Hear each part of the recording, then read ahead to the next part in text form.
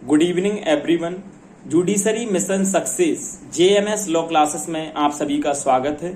आज हम MP ADPO एवं एमपी सिविल जज एवं अदर जुडिशरी एग्जामिनेशन की प्रिपरेशन जेएमएस लॉ क्लासेस के माध्यम से करा रहे हैं, जिसमें हमारा बीएनएस सब्जेक्ट यानी भारतीय न्याय संहिता 2023 के चैप्टर नंबर 6 के लिए डिस्कस कर रहे हैं। तो आज हम उसी क्रम में चैप्टर नंबर 6 के लिए डिस्कस करेंगे। तो आप सेक्शंस आज हमें करना है, सेक्शंस 126 से आज हम डिस्कस करेंगे। तो 126 सदोष अवरोध और एक तरीके से कहें हम सदोष परिरोध, यहाँ से हमें सेक्शन एक तरीके से कहें हमें स्टार्ट करना है। तो 126 निकाल लीजिए आप सभी लोग और हम इसे डिस्कस करते हैं। आज क्या है सदोष अवरोध और सदोष परिरोध। पहले मैं इसकी अपने पॉइंट ऑफ व्यू से आपको समझाने का इजीली तरीके से तरीका बताऊंगा, फिर मैं इसके लिए या एक तरीके से कहेंगे ये डेफिनेशन है, इसे लर्न करना है, क्योंकि मेंस के पॉइंट ऑफ व्यू से ये बहुत ही महत्वपूर्ण प्री मेंस इंटरव्यू मैं आपके लिए क्वेश्चंस बनाना भी बताऊंगा, किस तरीके से इंटरव्यू वगैरह में क्वेश्चंस बनाए जाते हैं। ठीक है, तो सबसे पहले हम बात करते हैं सदोष अवरोध यानी रॉन्गफुल रेस्ट्रेंट क्या होता है, और दूसरा वर्ड आता है हमारे लिए सदोष परिरोध रॉन्गफुल कन्फाइनमेंट। क्या होते हैं ये दोनों वर्ड समझना बहुत एक तरीके से कहें हम बहुत जरूरी है, और इन दोनों में थोड़ा ही डिफरेंस है, वो हम कन्फ्यूजन भी हो जाते हैं।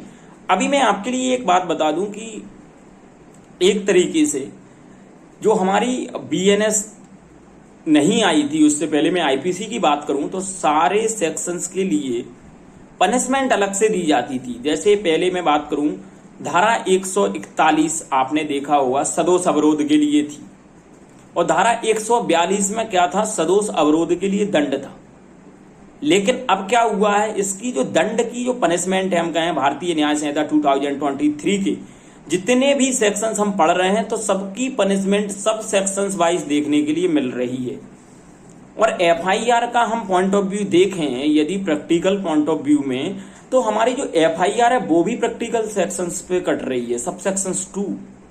मैंने बताया भी था कि क्यों ये सब सेक्शंस लग के आ रहे हैं सेक्शंस। तो मैंने एक बताया था कि आपके लिए कि पुलिस या जो भी अथॉरिटी हैं, या हम कहें जुडिशियल अथॉरिटी हैं, जुडिशरी में हम देखते हैं, तो जितनी भी सारी चीजें हैं इनमें डेफिनेशंस का एक तरीके से हम कहें कि डेफिनेशंस वाले सेक्शंस नहीं लगते हैं, हमेशा पैनल प्रोविजंस लगते हैं जिसमें दंड का प्रावधान रहता है। अब ऑब्वियसली देखना पड़ेगा हमारे लिए कि जब परिभाषा के अंतर्गत जब चीज आएगी जब तो उसे पनिशमेंट दी जाएगी उसके अकॉर्डिंग। जैसे हमें सदोष अवरोध वाला हम एक तरीके से डील कर रहे हैं सेक्शन 126 से, जब तक हमारे 126 के एक तरीके से एलिमेंट ले लीजिए या कंटेंट ले लीजिए, जब तक फुलफिलमेंट नहीं होंगे, क्या जब तक हम सेक्शंस इसका दंड का सेक्शंस लगा सकते हैं, यानी 126 के सब सेक्शन 2 लगा सकते हैं। इनमें पनिशमेंट की बात की गई है सब सेक्शन 2 में, तो मैं आपके लिए बता दूं नहीं लगा सकते। इसके पीछे की रीजनिंग ये है कि हमें पैनल प्रोविजन का जो वर्क होता है, तो हमें पैनल प्रोविजन की पनिशमेंट है सबसेक्शन वाइज याद करना है, और सबसेक्शन वाइज ही पनिशमेंट पूछी जाएगी, और सबसेक्शन वाइज ही आपके लिए मैं इसमें लिखना पड़ेगा, क्योंकि बेटर रहेगा क्वेश्चन। अदरवाइज आप वैसे लिखोगे डायरेक्ट विदाउट सबसेक्शन के तब भी चलेगा यदि सही लिखोगे, लेकिन सबसेक्शन वाइज लिखेंगे तो थोड़ा नंबर वगैरह इंक्रीज अच्छे होंगे। ठीक है, उसके बाद हम देखते हैं, तो पैनल प्रोविजन के लिए समझना है हमारे लिए जो दंड के प्रावधान है वो लगते हैं, तो हमें उन्हें क्या करना है, याद करना प्रारंभ करना है। वो चार्ट वगैरह मैं प्रोवाइड कराऊंगा आपके लिए कि कैसे हमें याद करना है, क्योंकि पहले क्या था, स्पष्ट था आईपीसी में कि 141 में हुआ सदोष अवरोध, 142 में हुआ दंड वगैरह, या 143 में, ये सारी चीजें क्या थी, अलग से थी। जैसे हमने पढ़ा था अभी आईपीसी में 299 में क्या था, कल्पेबल होमिसाइड था, फिर उसका दंड था वो अलग सेक्शंस था। फिर हमने जैसे हत्या देखा आईपीसी में सेक्शन 300 में था, फिर हमने देखा कि 300 के बाद भाई साहब जो दंड है आईपीसी में हत्या के लिए, यदि कोई व्यक्ति किसी का मर्डर करता है आईपीसी में, तो उस पर 302 लगती थी।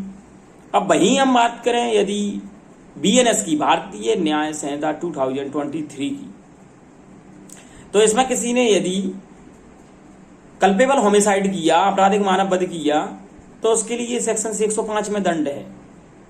ठीक है, समझना आप के लिए मैं क्या समझाने का प्रयास कर रहा हूं।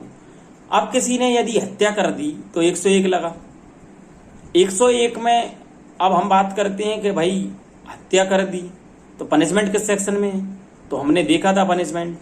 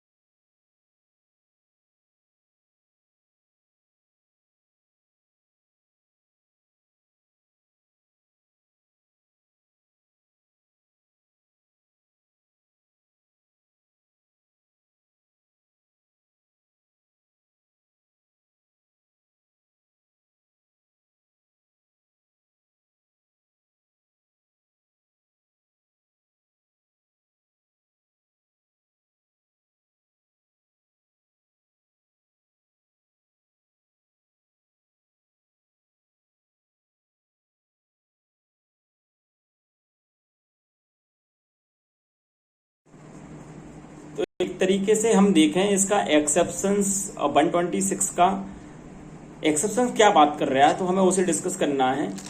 तो एक्सेप्शंस क्या था, एक तरीके से प्राइवेट तरीके से सामने वाला व्यक्ति यदि प्राइवेट कोई इरिगेशंस वगैरह या रोड वगैरह है, यदि प्राइवेट तरीके से हम कहें यदि वो बाधा डाल रहा है, रोक रहा है, तो ऐसी कंडीशंस में उस व्यक्ति ने कोई अपराध नहीं किया है। एक तरीके से कहें वो उसका राइट है कि वो रोक सकता है, क्योंकि उसका वो पर्सनल है रास्ता, या एक तरीके से जो जितने भी मैंने इलस्ट्रेशंस दिए थे। अब हम बात करते हैं, इसमें एक वर्ड आया है गुड फेथ, इसे समझना है हमें ये क्या बात कर रहा है। तो इसमें लिखा है प्राइवेट मार्ग में बाधा डालना जिसके संबंध में किसी व्यक्ति को सद्भावना पूर्वक विश्वास है, यानी गुड फेथ में व्यक्ति क्या कर रहा है, बिलीव कर रहा है।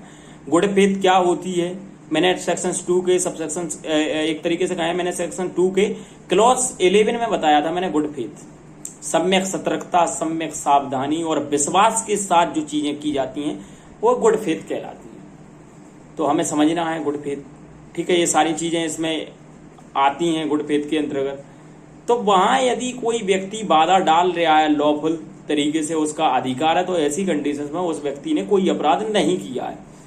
दूसरी मैं बात करता हूं इसके इलस्ट्रेशंस की। इलस्ट्रेशंस क्या बात कर रहा है, एक मार्ग में जिससे होकर जाने का जेड का अधिकार है, सद्भावना पूर्वक यह है विश्वास न रखते हुए कि उसको मार्ग रोकने का अधिकार प्राप्त है, बाधा डालता है या जाने से तद द्वारा क्या कार्य करता है, ना रखते हुए तद द्वारा रोक दिया जाता है, ए बी का या जेड का सदोष अवरोध करता है।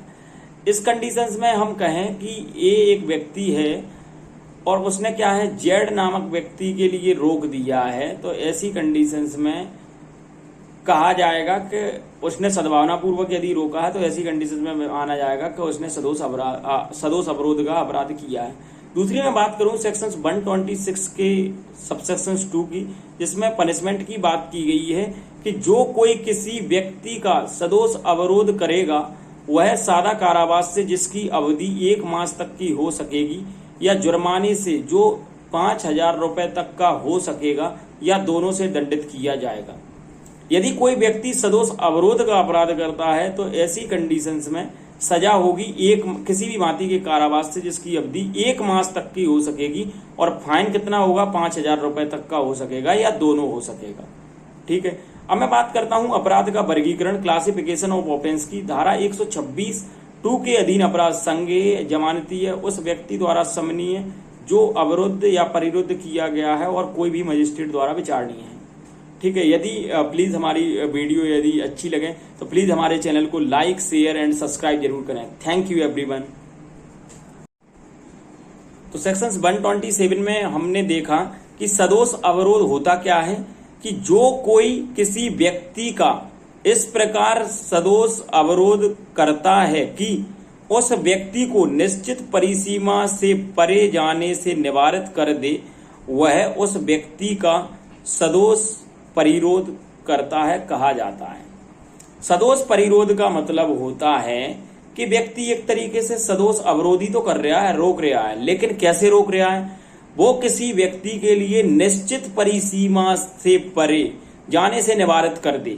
यानी एक तरीके से कहें हम सर्टेन सब्सक्राइबिंग लिमिट, क्या कर रहा है सामने वाला व्यक्ति, निश्चित परिसीमा से जाने से रोक रहा है हमें। क्या कर रहा है सामने वाला व्यक्ति, सामने वाला व्यक्ति कर रहा है एक तरीके से हम कहें किसी व्यक्ति के लिए कमरे में बंद कर देता है। मैंने इलस्ट्रेशंस दिया था, कमरे में बंद कर देता है और उसका लॉक लगा देता है। तो उस व्यक्ति ने क्या किया है, अब हम उस एक तरीके से कमरे से या रूम से हम निकल नहीं सकते बाहर, तो सामने वाले व्यक्ति ने हमें रोका है एक तरीके से, तो उसने क्या किया है, उसने अपराध किया है सदोष परिरोध का। अब हम देखते हैं सदोष परिरोध के लिए कैसा एक तरीके से ये अपराध कैसे करता है कोई व्यक्ति। एक तरीके से कहें हम रॉन्गफुल रेस्ट्रेंट करके करता है, यदि पहले वो रोकता है। सदोष अवरोध में देखा था हमने, सदोष अवरोध और सदोष परिरोध में दोनों में डिफरेंस हो समझ लीजिए। सदोष अवरोध में बात करते हैं हम कि एक व्यक्ति का जाने का अधिकार है, किसी निश्चित एक दिशा से रोक रहा है, लेकिन इसमें सदोष परिरोध की बात करें हम तो चारों तरीके से व्यक्ति के लिए रोक रहा है। निश्चित परिसीमा से बाहर जाने से, आप रूम के बाहर नहीं जा सकते, ठीक है। अब इसके इलस्ट्रेशंस की बात की गई है तो इलस्ट्रेशंस निकालें। या को दीवार से घिरे हुए स्थान में प्रवेश कराकर का उसमें ताला लगा देता है इस प्रकार, या दीवार की परिसीमा से परे किसी भी दिशा में नहीं जा सकता है, का ने या का सदोष परिरोध किया है। जैसा कि मैंने अभी इलस्ट्रेशंस इससे पहले मैंने एक्सप्लेन किया था, वही इलस्ट्रेशंस है। दूसरा इलस्ट्रेशंस बात कर रहा है, ए नामक व्यक्ति है, वो एक भवन से बाहर जाने के लिए द्वारों पर क्या बैठा ले जाता है, एक तरीके से बंदूकधारियों को, मनुष्यों को बैठा देता है, और या से कह देता है कि यदि या भवन से बाहर जाने का प्रयत्न करेगा तो बे या को गोली मार देंगे, का ने या का सदोष परिरोध का अपराध किया है। एक व्यक्ति ने क्या किया, सामने वाले व्यक्ति के लिए बंद कर दिया किसी हॉल में, और एक आपने देखा होगा पहरेदार लगे रहते हैं, और मेन गेट पे उसने पहरेदार लगा दिया कि यदि ये यहाँ से बाहर निकले तो आप इसे शूट कर देना, गोली चला देना। तो ऐसी कंडीशंस में हम माने कि आपने क्या किया है, आपने सदोष परिरोध का अपराध किया है। अब हम देखते हैं कि ठीक है, ये तो समझ में आ गया, बंदूकदारी भी समझ में आ गया, कमरे में भी समझ में आ गया। अब हम कहते हैं क्या कोई व्यक्ति जीव जंतु से भी सदोष परिरोध का अपराध करा सकता है? बनाते हैं इलस्ट्रेशंस। ए नामक व्यक्ति है कोई, उनके कुत्ते हैं। अब वो क्या कार्य करता है, एक व्यक्ति के लिए एक तरीके से कहें हम को, वो एक अपना बाड़ा वगैरह है, उसमें उस व्यक्ति के लिए चार दीवालों में एक तरीके से कहें उसमें बंद कर देता है, और बाहर कोई ऐसा जीव जंतु या खतरनाक जानवर के लिए छोड़ देता है कि यदि यह व्यक्ति जो एक तरीके से कहें जो लिमिट पार करेगा, यदि जो गेट से निकलेगा तो सामने वाला जो पालतू जानवर है हमारा, उसके लिए इतनी ट्रेनिंग दी है कि वो उस व्यक्ति के लिए, अननोन पर्सन के लिए, वो व्यक्ति एक तरीके से काट लेगा या उसे हार्ट या ग्रीवियस हर्ट पहुंचा देगा। तो ऐसी कंडीशंस में आपने क्या किया है, सदोष परिरोध का अपराध किया है। उसके बाद आप देखें इसकी पनिशमेंट की, तो सदोष परिरोध की पनिशमेंट है तो सबसेक्शन 2 में इसकी पनिशमेंट है। तो सेक्शन 127 का सबसेक्शन 2 बात कर रहा है पनिशमेंट की, जो कोई किसी व्यक्ति का सदोष परिरोध करेगा वह दोनों में से किसी भी भांति के कारावास से जिसकी अवधि 1 वर्ष तक की हो सकेगी या जुर्माने से जो 5,000 रुपए तक का हो सकेगा, दोनों से दंडित किया जाएगा। यदि आप किसी व्यक्ति का सदोष परिरोध करते हैं, सदोष परिरोध किस सेक्शन के अकॉर्डिंग, सेक्शन 127 के सबसेक्शन 2 के अकॉर्डिंग, तो आपके लिए पनिशमेंट होगी 1 वर्ष और 5,000 रुपए जुर्माना, या दोनों से दंडित किया जाएगा। आप इसका सबसेक्शन 3 निकालें। सबसेक्शन 3 क्या बात कर रहा है समझें। सबसेक्शन 3 बात कर रहा है सदोष परिरोध की। इसमें 3 या अधिक दिनों तक आप किसी व्यक्ति के लिए परिरोध करते हैं, तो मैं समझाता हूं आपके लिए, आप अंडरलाइन करें। जो कोई किसी व्यक्ति का सदोष परिरोध 3 या अधिक दिनों के लिए, सदोष परिरोध 3 या अधिक दिनों के लिए अंडरलाइन करें आप, वह दोनों में से किसी भी भांति के कारावास से जिसकी अवधि 3 वर्ष तक की हो सकेगी या जुर्माने से जो 10,000 रुपए तक का हो सकेगा, दोनों से दंडित किया जाएगा। यदि आप किसी व्यक्ति के लिए 3 दिन तक सदोष परिरोध करते हो तो ऐसी कंडीशंस में आपके लिए 3 वर्ष तक की सजा है या 10,000 रुपए जुर्माना है या दोनों है।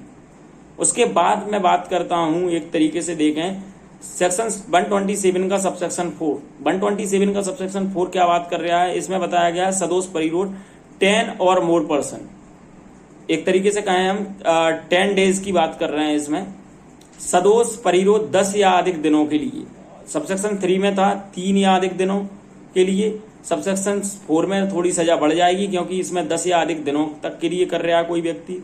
चलिए रीड करते हैं। जो कोई किसी व्यक्ति का सदोष परिरोध 10 या अधिक दिनों के लिए करेगा वह दोनों में से किसी भी भांति के कारावास से जिसकी अवधि 5 वर्ष तक की हो सकेगी और जुर्माना 10,000 रुपए तक से कम नहीं होगा के लिए दायी होगा। यदि आप किसी व्यक्ति के लिए सदोष परिरोध करते हो सबसेक्शन 4 के अकॉर्डिंग 10 या अधिक दिनों तक के लिए, तो ऐसी कंडीशंस में आपके लिए 5 वर्ष तक की सजा है और 10,000 से कम जुर्माना नहीं होगा। ठीक है। उसके बाद आप सेक्शन 127 के सबसेक्शन नंबर 5 पे लिखिए VIP, वेरी वेरी मोस्ट। इसमें रेट निकलने पे अंडरलाइन करें आप, इसमें रेट की बात की गई है।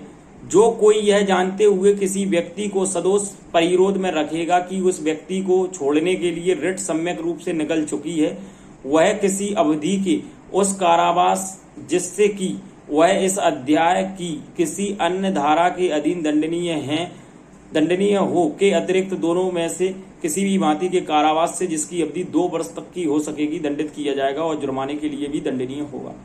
एक तरीके से हम देखें, ये बात कर रहे हैं बंदी प्रत्यक्षीकरण रिट की। बंदी प्रत्यक्षीकरण क्या होता है, समझते हैं, कब लगाई जाती है, कौन कौन से आर्टिकल यूज होते हैं। तो हम देखते हैं बंदी प्रत्यक्षीकरण जो रिट हैं या जितनी भी रिट हैं हम देखें, आर्टिकल 32 सुप्रीम कोर्ट में रिट फाइल की जाती है। जो 5 प्रकार की रिट है इंडियन कॉन्स्टिट्यूशन के अकॉर्डिंग, आर्टिकल 32 में सुप्रीम कोर्ट के पास पावर है और आर्टिकल 226 में हाई कोर्ट के पास पावर है। ठीक है, हम इसमें एक और चीज समझते हैं, इन दोनों में यदि हम कहें हाई कोर्ट और सुप्रीम कोर्ट में, तो रिट के मामले में सबसे ज्यादा शक्ति किसे प्रदान है। तो यहाँ पे मैं आपके लिए बता दूं, यहाँ पे हाई कोर्ट के लिए रिट से संबंधित ज्यादा अधिकार प्राप्त है सुप्रीम कोर्ट से ज्यादा। क्यों? क्योंकि सुप्रीम कोर्ट के लिए केवल फंडामेंटल राइट के संबंध में ही कार्रवाई करने की, प्रोसीड करने का अधिकार है, जबकि हम कहें हाई कोर्ट के लिए फंडामेंटल राइट या कोई अदर लीगल राइट है उसके लिए भी रिट फाइल करने का अधिकार है। आप कर सकते हो, तो वो उन मामलों के लिए, अन्य मामलों के लिए भी देखेगा। ये डिफरेंस हो गया। एक बार इंटरव्यू में भी पूछा गया कि हाई कोर्ट और सुप्रीम कोर्ट के रिट के संबंध के जो जुरिडिक्शन के मामले में किसे ज्यादा अधिकारता है, तो मोस्टली लोग सुप्रीम कोर्ट कहते हैं कि सुप्रीम कोर्ट के लिए नहीं, ये है क्योंकि वो समझते हैं कि बड़ा कोर्ट है। ऐसा नहीं है। हाई कोर्ट के लिए जो एक तरीके से कहें रिट के संबंध में, क्योंकि सुप्रीम कोर्ट के लिए तो केवल एक ही है कि फंडामेंटल राइट के संबंध में ही प्रावधानित है कि रिट के संबंध में पावर है, और उसके लिए कोई अदर राइट भी है। फंडामेंटल राइट तो है ही हाई कोर्ट के लिए, कोई अदर राइट भी है, तो ऐसी कंडीशन में माना जाएगा। हम देखें 120 एक तरीके से 127 के जो सबसेक्शन 5 था, मैंने इंपोर्टेंट लिखाया है, उसमें मैंने बताया है कि कैसे तरीके से रिट निकालते हैं। ठीक है, एक प्रावधान और है रिट के संबंध में, आप सभी लोग रीड विद करेंगे, आर्टिकल 139। ठीक है, ये भी रिट के संबंध में आर्टिकल रीड विद है, कनेक्टेड है, ये भी रिट से संबंधित। अब हम बात करते हैं एक तरीके से सेक्शन 127 के सबसेक्शन 5 की लैंग्वेज क्या बात करती है। तो बंदी प्रत्यक्षीकरण और समझ लेते हैं, थोड़ा जनरल मीनिंग इसका। बंदी प्रत्यक्षीकरण का मतलब होता है कोई व्यक्ति किसी व्यक्ति के लिए गलत तरीके से, एक तरीके से परिरोध करके रखता है। तो हमारे पास एक राइट है आर्टिकल कॉन्स्टिट्यूशन में 32 सुप्रीम कोर्ट के पास, हम रिट फाइल कर सकते हैं, और आर्टिकल 226 के अकॉर्डिंग हम हाई कोर्ट में रिट फाइल कर सकते हैं कि हमारे व्यक्ति के लिए छोड़ा जाए। यदि रिट कोर्ट ने निकाल दी है कि इस व्यक्ति के लिए छोड़ा जाए और फिर भी कोई व्यक्ति उसे रेस्ट्रेंट करके रखता है, तो क्या उसने कोई अपराध किया है? उसने बिल्कुल अपराध किया है। 127 की क्लॉज 5 का, सबसेक्शन 5 का। इस पे एक क्वेश्चन आया था कि एक जेलर है, उसके लिए कोर्ट ने डायरेक्शंस दिए कि इस अपराधी के लिए छोड़ दिया जाए, और वो जानते हुए, उस डायरेक्शन को देखते हुए उसने क्या है, उस कैदी के लिए नहीं छोड़ा। तो उसने कौन सा अपराध किया है? तो उसने 127 के क्लॉज सबसेक्शन 5 के अकॉर्डिंग अपराध किया है, क्योंकि उसकी ड्यूटी थी कि वो उस व्यक्ति के लिए छोड़े। अब देखते हैं हम इसके लिए 127 का सबसेक्शन 5। जो कोई यह जानते हुए किसी व्यक्ति को सदोष परिरोध में रखेगा कि उस व्यक्ति को छोड़ने के लिए रिट सम्यक रूप से निकल चुकी है, वह किसी अवधि के उस कारावास जिससे कि वह इस अध्याय की किसी अन्य धारा के अधीन दंडनीय हो के अतिरिक्त दोनों में से किसी भी भांति के कारावास से जो 2 वर्ष तक की हो सकेगी और प्लस फाइन है इसमें के लिए भी दायी होगा। यदि किसी न्यायालय ने, मैंने बताया था ना वो कैदी वाला एग्जाम्पल, यदि किसी कोर्ट ने रिट निकल चुकी है कि इस व्यक्ति के लिए छोड़ा जाए और उस व्यक्ति के लिए क्या है, सामने वाला व्यक्ति नहीं छोड़ता है, तो ऐसी कंडीशंस में उसके लिए कितनी पनिशमेंट होगी? 2 वर्ष तक का कारावास प्लस फाइन होगा। अब सेक्शन 127 का एक तरीके से हम कहें सबसेक्शन 6 निकालें आप। सबसेक्शन 6 बात करता है कि जो कोई किसी व्यक्ति का क्या करेगा, सदोष परिरोध इस प्रकार करेगा जिससे यह आशय प्रतीत होता हो कि ऐसे परिरोध व्यक्ति से हितबद्ध किसी व्यक्ति को या किसी लोक सेवक को ऐसे व्यक्ति के परिरोध की जानकारी ना होना पाए, या एतस्मिन् पश्चात वर्णित किसी ऐसे व्यक्ति या लोक सेवक को ऐसे परिरोध के स्थान की जानकारी ना होने ना होने पाए या उसका पता वह ना चला पाए वह उस दंड के अतिरिक्त जिसके लिए वह ऐसे सदोष परिरोध के लिए दंडनीय हो दोनों में से किसी भी भांति के कारावास से जो 3 वर्ष तक का हो सकेगा प्लस फाइन से दायी होगा। क्या बात कर रहे हैं, एक तरीके से आप क्या कर रहे हो, सदोष परिरोध कर रहे हो आप किसी ऐसे व्यक्ति के लिए जो हितबद्ध किसी व्यक्ति को, या तो किसी ऐसे व्यक्ति के लिए आप सदोष परिरोध कर रहे हो जो किसी व्यक्ति से एक तरीके से इंटरेस्ट रखता है, या कोई एक तरीके से कहें लोक सेवक को ऐसे व्यक्ति की जानकारी ना हो, यानी पब्लिक सर्वेंट भी इसका पता नहीं लगा सके कि इस व्यक्ति के लिए क्यों आपने परिरोध किया है। ऐसी कंडीशंस में आप ऐसे स्थान पर रखते हो किसी व्यक्ति के लिए जिसके पब्लिक सर्वेंट भी इसकी जानकारी नहीं लगा पाए या ना पता चला पाए, तो ऐसी कंडीशंस में आपने अपराध किया है। तो ऐसी कंडीशंस में हम बताएं आपके लिए इसमें पनिशमेंट है, यदि आप ऐसे करके सदोष परिरोध करते हो तो ऐसी कंडीशंस में 3 वर्ष तक की सजा है प्लस जुर्माना भी है। उसके बाद मैं बात करता हूं सेक्शन 127 के सबसेक्शन 7 की। सेक्शन 127 का सबसेक्शन 7 निकाल लें। इसमें बात की गई है, एक तरीके से हम देखें संपत्ति और मूल्यवान प्रतिभूति के लिए उद्धापित करने की बात की गई है। यदि इलीगल तरीके से आप करते हो तो आपके लिए पनिशमेंट है। देखते हैं, जो कोई किसी व्यक्ति का सदोष परिरोध इस प्रयोजन से करेगा कि उस परिरुद्ध व्यक्ति से या जिससे हितबद्ध किसी व्यक्ति से कोई संपत्ति या मूल्यवान उद्धापित की जाए, या उस परिरुद्ध व्यक्ति को या उससे हितबद्ध किसी व्यक्ति को ऐसे कोई अवैध बात को करने के लिए या कोई ऐसी जानकारी देने के लिए जिससे अपराध किया जाना सुकुर यानी होता फैसिलिटी प्रदान करना, सुकुर हो जाए या मजबूत किया जाए, वह दोनों में से किसी भी भांति के कारावास से जिसकी अवधि 3 वर्ष तक की हो सकेगी प्लस फाइन है। क्या कर रहे हो आप, सदोष परिरोध कर रहे हो किस व्यक्ति का, जिसका उस प्रॉपर्टी से इंटरेस्ट है, जो उस प्रॉपर्टी से संबंध रखता है। कौन सी प्रॉपर्टी से, मूल्यवान प्रतिभूति से। मूल्यवान प्रतिभूति मैंने बताया था, मूल्यवान प्रतिभूति क्या होती है, ऐसी संपत्ति जिसका कोई वैल्यूएबल मूल्य हो, जिसके लिए हम एज अ राइट हमें मिले, हम एज अ राइट उस पर क्लेम कर सकते हैं, उसे हम मूल्यवान प्रतिभूति कहते हैं। ठीक है, आप अवैध तरीके से किसी व्यक्ति के लिए जो हितबद्ध है, यदि आप उसका सदोष परिरोध करते हो तो ऐसी कंडीशंस में, या आप इस तरीके से कर रहे हो कि एक तरीके से आप मजबूर कर रहे हो व्यक्ति के लिए संपत्ति एक तरीके से कि हमारे नाम रजिस्ट्री करो जब हम इसे छोड़ेंगे, जो आपसे इंटरेस्टेड रखता है व्यक्ति के लिए, तो ऐसी कंडीशंस में 3 वर्ष प्लस फाइन जुर्माना है इसमें। अब आप सेक्शन 127 का सबसेक्शन 8 निकालें। सेक्शन 127 का सबसेक्शन 8 क्या बात कर रहा है, संस्वीकृति की बात कर रहा है। किसी अपराध के लिए स्वेच्छा से स्वीकार करना आपराधिक मामले में संस्वीकृति कहलाती है। अक्यूज्ड द्वारा किसी मामले के लिए, किसी अपराध के लिए स्वेच्छा से, बिना किसी दबाव के, बिना किसी प्रेशर के, यदि व्यक्ति स्वेच्छा से स्वीकार कर ले, अक्यूज्ड व्यक्ति, कि हाँ मैंने अपराध किया है, पुलिस के समक्ष नहीं, कोर्ट के समक्ष, पुलिस के समक्ष की गई संस्वीकृति मान्य नहीं है, न्यायालय के समक्ष वो कहता है कि आप मुझे पनिशमेंट दे दीजिए, मैं स्वीकार करता हूं, कोर्ट कहेगा सोच लीजिए आपके लिए इस आधार पर पनिशमेंट हो जाएगी, वो कहते हैं ठीक है, मुझे किसी ने कोई प्रेशर नहीं है, ना ही मुझे किसी ने कहा है, मैं अपनी स्वेच्छा से क्या कर रहा हूं, मैं अपनी स्वेच्छा से एक तरीके से कहूं स्वीकार कर रहा हूं ऐसे अपराध के लिए, तब ऐसी कंडीशंस में कहा जाता है संस्वीकृति कर रहा है कोई अक्यूज्ड व्यक्ति। देखते हैं हम, जो कोई किसी व्यक्ति का सदोष परिरोध इस प्रयोजन से करेगा कि उस परिरुद्ध व्यक्ति से या हितबद्ध व्यक्ति को कोई संस्वीकृति या जानकारी जिससे किसी अपराध या अविचार का पता चल सके उद्धापित की जाए, या वह परिरुद्ध व्यक्ति या उससे हितबद्ध कोई व्यक्ति मजबूर किया जाए कि वह किसी परिरुद्ध, एक तरीके से कहें किसी संपत्ति या किसी प्रतिभूति